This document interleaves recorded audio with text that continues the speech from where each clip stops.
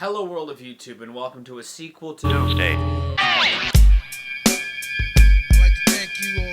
As you may have seen, I've done a handful of things this year that were meant to be like sequels to ideas that I'd done in the past, like with Woo Brewery, the White Stripes and Strokes videos that didn't end up happening when I had intended them to, and this were all to sort of like be peppered throughout the sort of year of second chances to set up a year of the sequel, which is something I'll be tackling a lot next year. But this is also an episode of Redacted, the show where I take a look at records that have a solid foundation, but a spotty execution, and making a smoother listening experience out of it all.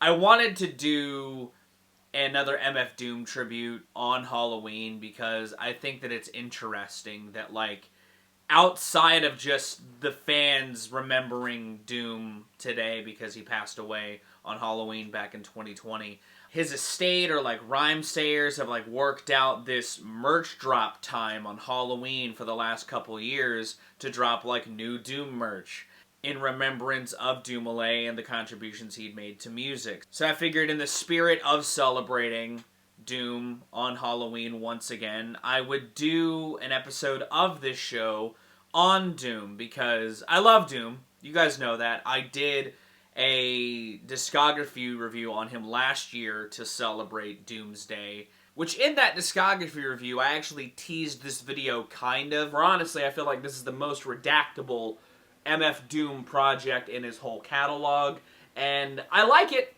but I definitely wish there were more on both fronts. Because last year, to celebrate the subject of today's video, they released a sort of posthumous redux of this record that modified the track listing and did some interesting things with it that I wanted to utilize to make a sort of version of an album that I never thought I would get the chance to, while reevaluating a project in Doom's discography that not only me, but I feel like other pockets of the Doom fandom don't really enjoy as much comparatively as other pieces of it. It's got some moments that I enjoy, and I'll get to talk about a little more intimately in this video. It is the only full-length project under the moniker JJ Doom, which was Gennaro Jarrell and MF Doom. The solid 2012 outing Keys to the Cuffs.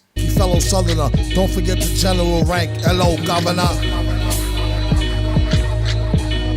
Hello, Guv'nor. Even if my first time spinning it was the discography review, by the time that Keys to the Cuffs had actually come out, Doom and Gennaro Jarrell were both pretty well acquainted with each other, having worked a little bit on Born Like This while sort of cooking up some ideas potentially that would probably culminate into this. And it was the first release that Doom really kicked the 2010s off with, even if it was a couple years in.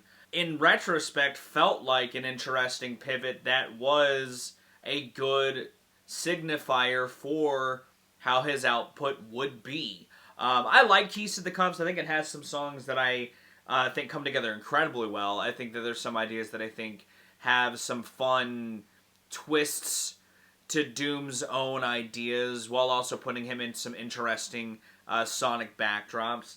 Like a lot of the other Doom projects, it's got interesting callbacks to older projects and has that same sort of twist on the production in pockets you would expect from him, with a handful of a production palette that I think just gives him some fun new ideas that I think work pretty fucking well. What makes it all the more interesting on top of that is that last year they decided to drop their own sort of redacted of Keys to the Cuffs, called the Keys to the Cuffs Redux, that not only swaps at least one of the songs out for a sequel, but flips, but also breaks up the track listing a little bit differently, giving some of the skits or beat drops their own piece, their own slice of the track listing. I think it's interesting that they did this in general, but it gives me the opportunity to do something I wish I could do for some other albums that are in the ether, as far as like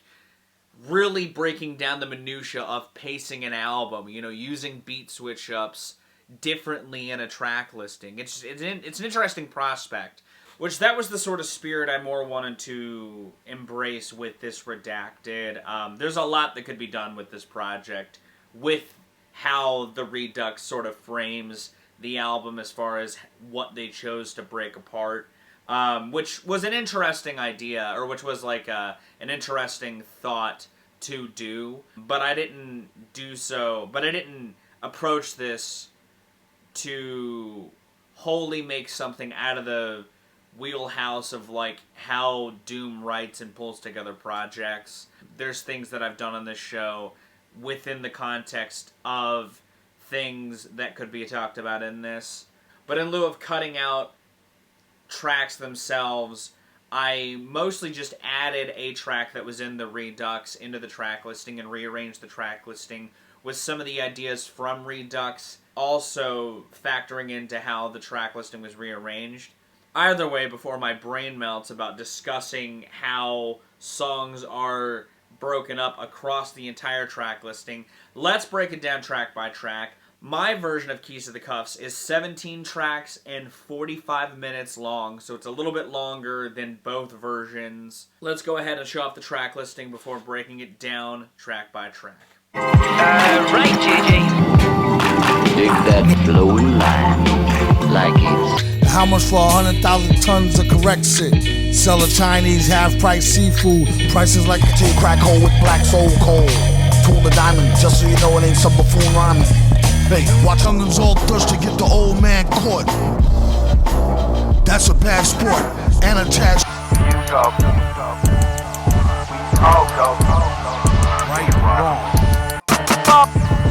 In the world, but not of it. Shove it above top secret bugness. You gotta love it, rub it. Through your terrain, hear the echo of the bang and the cockney rhyme of slang. No guts, no glory. What's your story? Lesson gets teaching with the villain strategic. Got these apples and peaches the size of Kelly and Regis. She won't anything and smash on y'all. Buttermilk biscuits, this test is clear. Y'all already know Doom, one of the best there.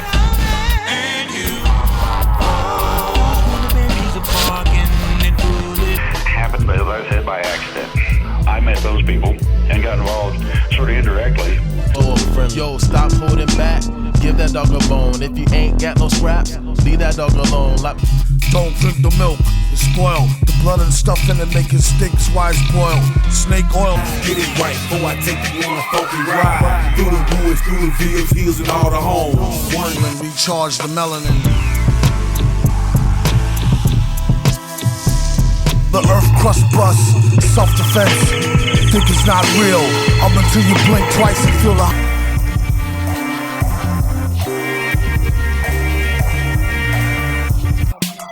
I'm just saying, wash your hands, fam, before you put your nasty thumbs in the underpants, damn.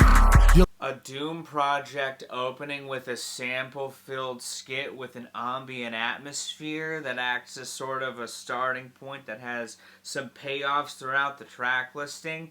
Never fucking heard of it. I think that Waterlogged is a pretty decent start to this project, honestly. I like the sample. I like that it has that sort of Doom feel, which I think is also a great lead-in to Guv'nor, and I think that Guv'nor was a great choice for a single, and is a great meeting of the minds as far as some of the ambient ideas that'll be throughout this project with that Doom twist, and Doom just coming out the gate with some of his most, like, that abstract Doomness. Just dude whips out an Ayajayla Jokul reference out the fucking gate. I like the spin of and thank him as a Yankee fellow Southerner. Don't forget the general rank, LO Guv'nor.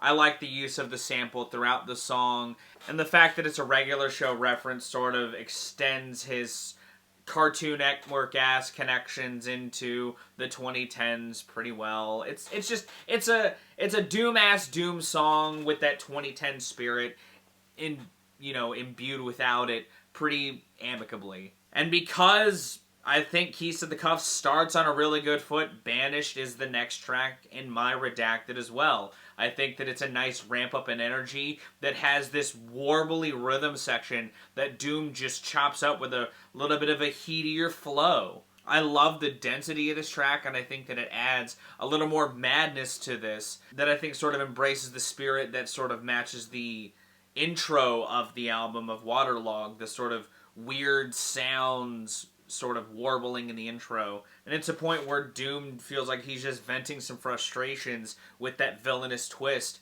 a time where he was denied entry back into the US when he was coming from the UK.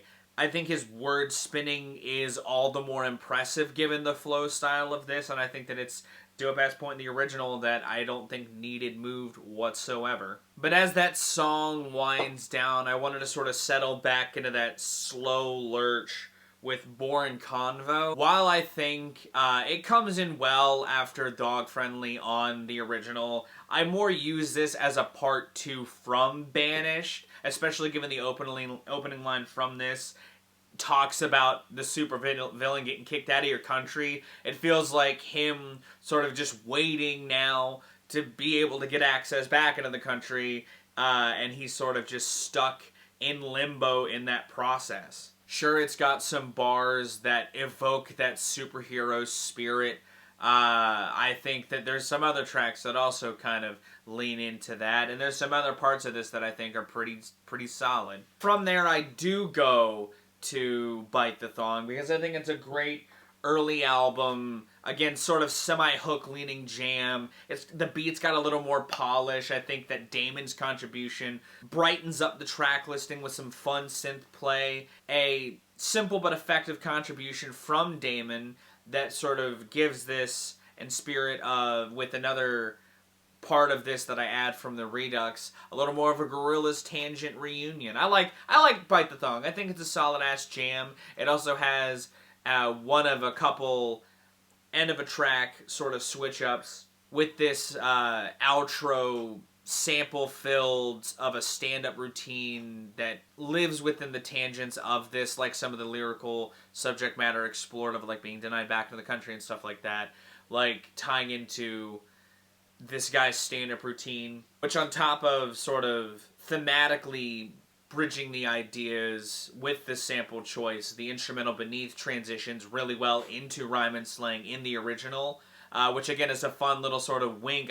I'm assuming, from Doom, given that this song is like more directly hook-driven than the more simple hook of Bite the Thong.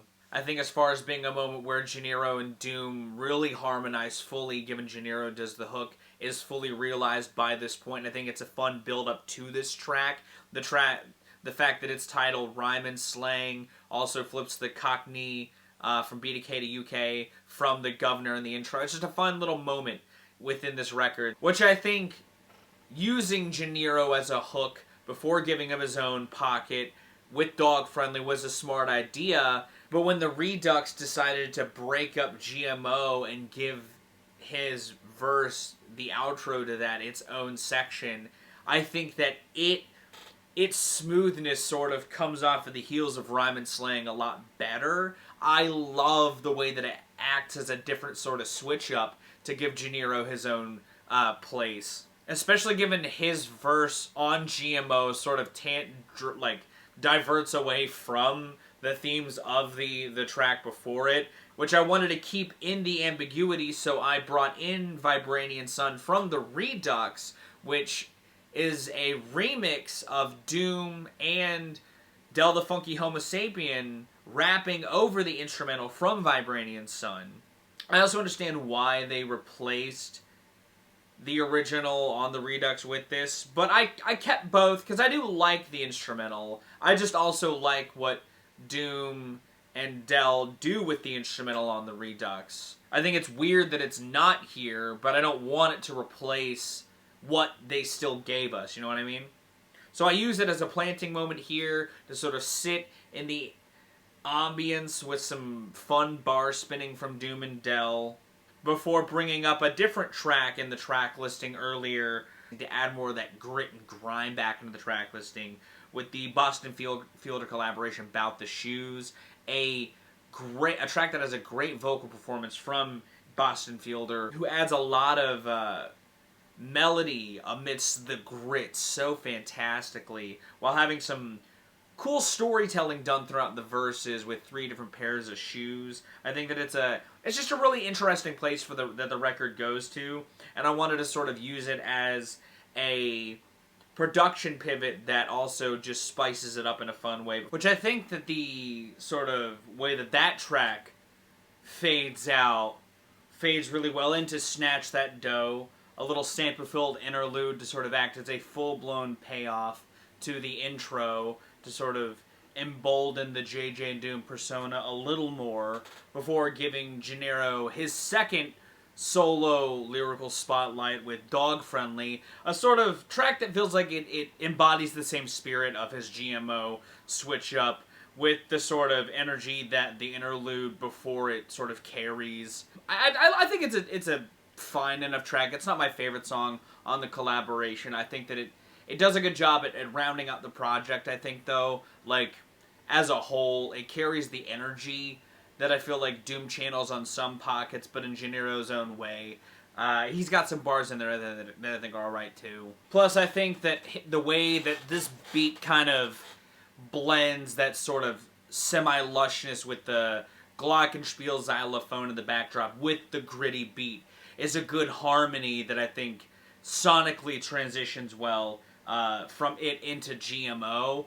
At least the front half, the portion of the track that I like more out of the two portions. It has Doom and Beth Gibbons from Portishead coming together to make an equal parts gritty and beautiful song. I think that the beat on this is so well constructed. I love the acoustic guitars with the warbly beat. While lyrically in Doom fashion, Doom kind of does his tongue-in-cheek jab style writing to talk about, like, genetically modified foods, bringing up the ideas of injecting foods and modifying them to creating these frankenfoods. As a whole, it puts the concept into this sort of unnerving place as the beat sort of progresses, which I think having it in its own instance in the Redux, I think is a smart move, because while I enjoy Gennaro's verse in its own regard, I think that while you could look at some of the lines as like being the farthest on the